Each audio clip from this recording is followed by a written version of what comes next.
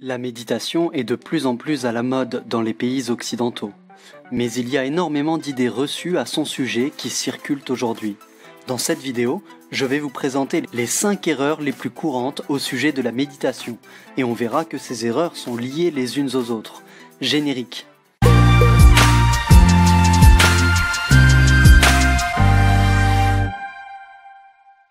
Il faut faire une différence entre ce qu'on appelle d'habitude méditation et ce qu'est la vraie méditation. Si vous méditez vraiment, vous comprendrez pourquoi ce qu'on appelle d'habitude méditation est à la fois nuisible, inutile et totalement superficiel. La première erreur, c'est de croire que la méditation consiste à se concentrer. La méditation n'est pas la concentration. La concentration exige un effort volontaire. C'est une forme de contrôle. Une partie de l'esprit essaie de contrôler une autre partie. L'une contredit l'autre ou s'oppose à l'autre. De cette façon, l'esprit restera toujours divisé, fragmenté. Il ne sera jamais intégré ou harmonieux. Se concentrer, c'est la chose la plus stupide, la plus nocive qu'on puisse faire quand on y est obligé ou quand on s'oblige à le faire. Car pendant tout le temps durant lequel on tente de se concentrer, il y a en nous une lutte, un combat entre d'une part notre esprit qui vagabonde et d'autre part notre volonté insistante de nous concentrer. De cette façon, on n'arrive jamais à connaître la paix. La concentration devient une habitude, comme l'habitude du pilote qui conduit son avion. Mais la vraie méditation n'est jamais une habitude. La concentration implique la répétition, donc la mémoire, le passé. Un esprit concentré est comme un tourne-disque qui répète. Mais la vraie méditation consiste à se libérer de la mémoire, du connu, du passé. Se concentrer, c'est mettre des murs autour de soi, se fermer à certaines influences, se fermer à ce qui risque de nous déconcentrer.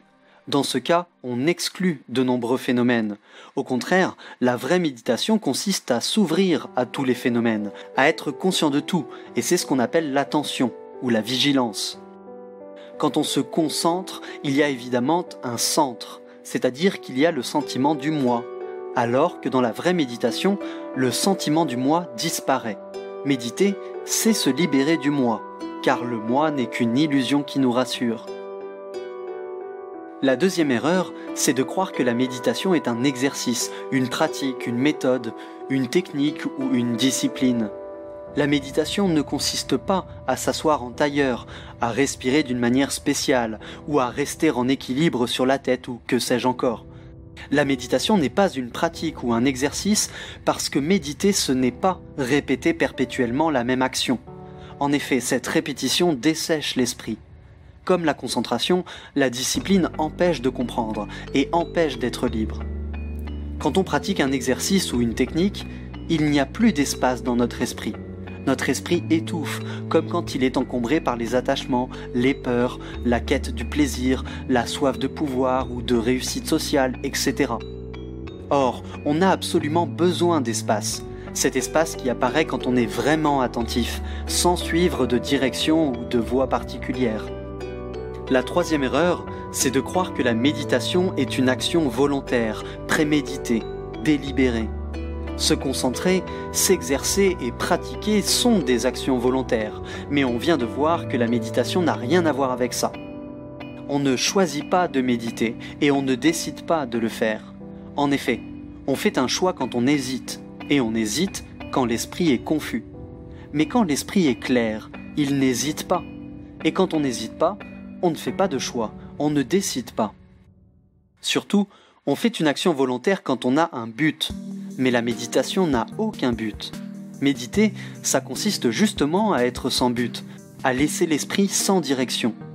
Quand on vise un but, ce but est créé par la pensée. Mais la méditation consiste justement à se libérer de la pensée. Quand on vise un but, c'est généralement parce qu'on veut devenir quelque chose. Mais cette volonté de devenir est la cause de la souffrance, comme je l'ai déjà expliqué dans plusieurs vidéos. Méditer, c'est justement cesser de vouloir devenir quelque chose. La volonté de devenir quelque chose provient de l'illusion du moi. Mais la méditation consiste justement à se libérer de cette illusion. Méditer, c'est n'être rien. La quatrième erreur, c'est de croire que méditer est un effort. On croit souvent que méditer, c'est se contrôler, se maîtriser, se discipliner. Mais la méditation n'est pas un effort. On vient de voir que méditer n'est pas un effort de concentration, ni l'effort de pratiquer un exercice ou une méthode, ni un effort volontaire qui vise un but particulier. Ce n'est pas non plus un effort pour se contrôler, pour discipliner la pensée. Car celui qui veut discipliner la pensée fait lui-même partie de la pensée. Et pour cette raison, il ne peut jamais parvenir à contrôler entièrement la pensée. Le contrôleur fait partie de la chose contrôlée, c'est-à-dire que le penseur fait partie de la pensée. En effet, le penseur, le moi qui pense, ce n'est pas un être réel, un être qui existe réellement. C'est seulement une idée qui a été créée par la pensée. Bref, la pensée n'est pas engendrée par un être différent d'elle. Ce qui pense, c'est la pensée elle-même. L'effort est toujours lié à la poursuite d'un but, à la volonté de devenir, à la pensée et à l'illusion du moi, alors que la méditation consiste à se libérer de toutes ces choses-là.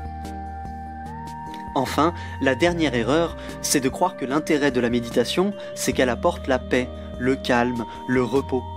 Beaucoup de gens pensent que la méditation sert à trouver le bien-être, le confort, la sécurité. Mais seuls les gens fatigués, affaiblis ou malades cherchent le calme et le repos. Un homme qui est en pleine forme ne cherche pas le calme et le repos. Les rechercher, c'est fuir devant la vie, parce que la vie n'est pas calme, elle est agitée, turbulente, violente. La paix et le bien-être qu'on recherche sont imaginaires, parce que la réalité, c'est qu'on est agité, confus, malheureux et pas du tout en paix.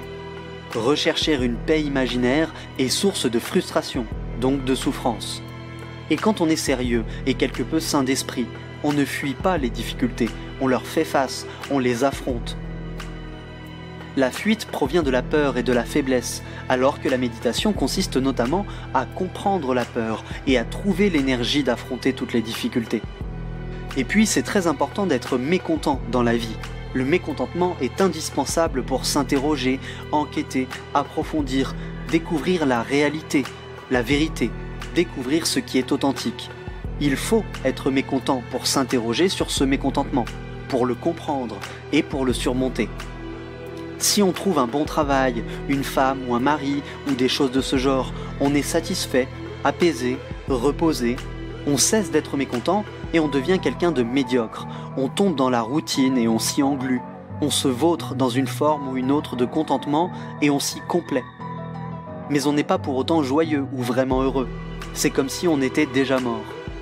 Donc le problème, ce n'est pas de savoir comment atteindre la paix, c'est d'entretenir la flamme du mécontentement, la vitalité du mécontentement. C'est vrai en un sens que méditer suppose que le cerveau, l'esprit et le corps soient parfaitement calmes, c'est-à-dire qu'aucune partie de nous ne doit évaluer ni comparer. La méditation suppose donc l'absence totale de mouvement. Ça veut dire que l'esprit est absolument immobile, qu'il ne suit aucune direction précise. Toutes les couches de la conscience sont tranquilles, totalement immobiles. Il n'y a pas de mouvement, c'est-à-dire qu'il n'y a aucune pensée, aucun sentiment du temps. Mais ce calme-là n'est pas quelque chose qu'on recherche, ni quelque chose qu'on peut imaginer ou concevoir. Au contraire, y penser, c'est être agité, et non pas être calme. Et ce calme n'est pas un but, quelque chose que l'on recherche volontairement, puisqu'on a vu que la méditation n'a pas de but, et qu'elle n'est pas une action volontaire. Surtout, ce qu'on appelle d'habitude le calme, la paix ou le bien-être est loin d'être ce que la méditation peut nous apporter de plus important. La méditation nous permet de connaître le sacré, le fondamental, l'infini, l'immensité, qui est la source de toute énergie.